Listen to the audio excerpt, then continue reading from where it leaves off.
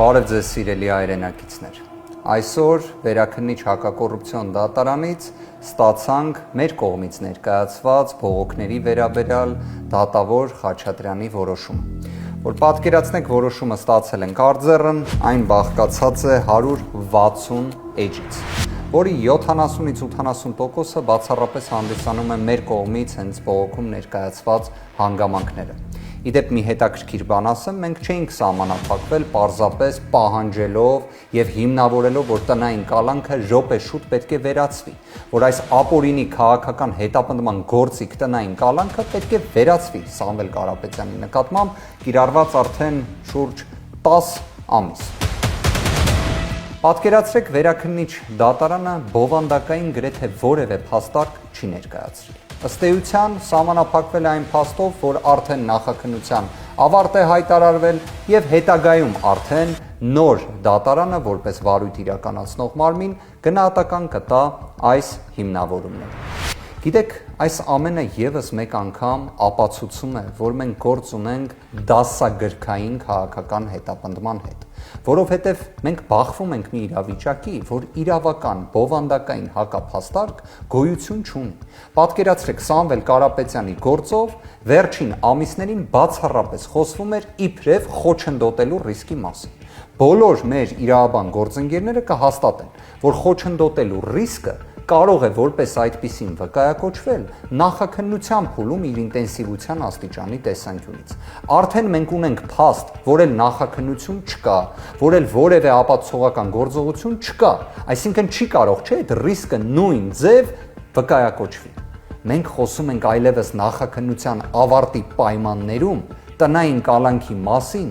իդեպ նույն քննչական կոմիտեի տարածած հաղորդագրության պայմաններում այս նույն վարույթով միակ անձը, ում նկատմամբ ամենաինտենսիվ խափաման միջոցն է կիրառված Սամվել Կարապետյանն է։ Ես հասկանում եմ, որ մենք գտնվում ենք մի իրավիճակում, երբ սոցիոլոգիական հարցումները, դրա դինամիկան նույն ուժեղ Հայաստան կուսակցության եւ Սամվել Կարապետյանի վարկանիշի տեսանկյունից հանգեցնում է նրան, որ այս խափաման միջոցները պահպանվում են, ոչ թե վերացվում են, այլ պահպանվում են։ Այսինքն սոցիոլոգիական հարցումները բախվում են իրավունքին։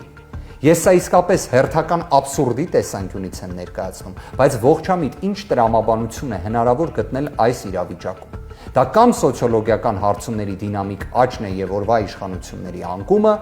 կամ իհարկե Սամվել Կարապետյանից անհասկանալի վախի կամ այլ վարքագծի դրսևորումը։ Քանի որ կրկին իրավական ողջամիտ տրամաբանություն գտնել նրանում, թե ինչի համար Սամվել Կարապետյանը պետք է դեռևս լինի տնային կալանքի, ինչը նույնն է կալանքի պայմաններում, ես չեմ գտնում։ Բայց իհարկե, իրավունքը գերակայելու է։ Այստեղ ես ունեմ այդ համոզմունքը, վճռականությունը եւս, իմ գործընկերների հետ միասին։ Իդեպ այս իրավիճակների համար է, որ հենց Մարդու իրավունքների Եվրոպական կոնվենցիայում գոյություն ունի 18-րդ հոդվածը, որը կարելի է ասել հանդիսանում է այն մեխանիզմը, այն երաշխիքը, որ ուղիղ պահանջում է պետություններից իրավունքի սահմանափակման ռեժիմ մուտք գործելիս անպայման դուրս չգալ դրա նպատակից, շրջանակից եւ սահմաններից։ Իդեպ հենց այս հոդվածը հաճախ վկայակոչվում է որպես քաղաքական հետապնդման հիմք։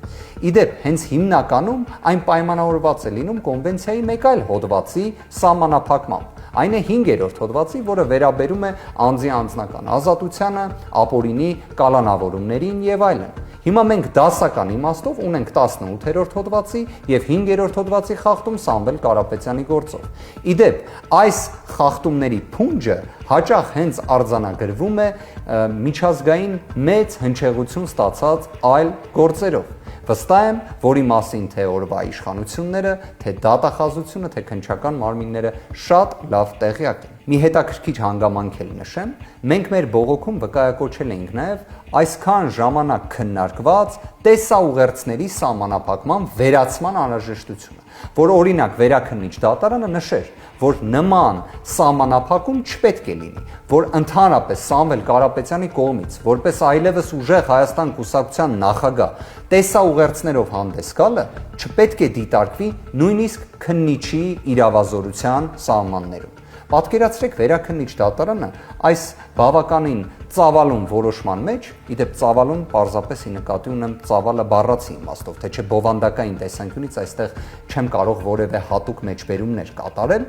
որևէ անդրադարձ այս հարցին չի կատարել։ Չի ասել, օրինակ, պետք է անսահմանափակ լինեն այդ տեսաուղերձները, չի ասել, որ պետք է սահմանափակ լինեն, չի անդրադարձել նրան, որ օրվա իշխանությունները, այդ թվում գործադիր իշխանության ղեկավարը եւ մի շարք այլ պաշտոնյաներ ամեն օր խոսում էին նրա մասին, որ նման սահմանափակում գոյություն չունի։ Հետագայում պետք է պարզեինք, որ դա հերթական սուտներ, բայց վերաքննիչ դատարանը կարող էր այս հարցին ի վերջո վերջնական լուծում տալ, բայց ընդհանրապես անդրադարձ չի կատարել։ Ըստ էության այն փաստարկները, որոնք ներկայացրել էինք նաև բողոքի շրջանակներում, տեսակցությունների սահմանափակման հետ կապված եւ այլն, որոշ շեշտադրումներ այդ հարցի վերաբերյալ է կատարվել, բայց դրանք որպես այդպիսին նման ինտենսիվ տնային կալանքի պայմաններում, երբ Հայաստանը գտնվում է քաղաքական կարևորագույն փուլում, երբ քաղաքական գործընթացներ են տեղի ունենում, այս իմաստով մենք խոսում ենք կրկին ակնհայտ ոչ իրավաչափ,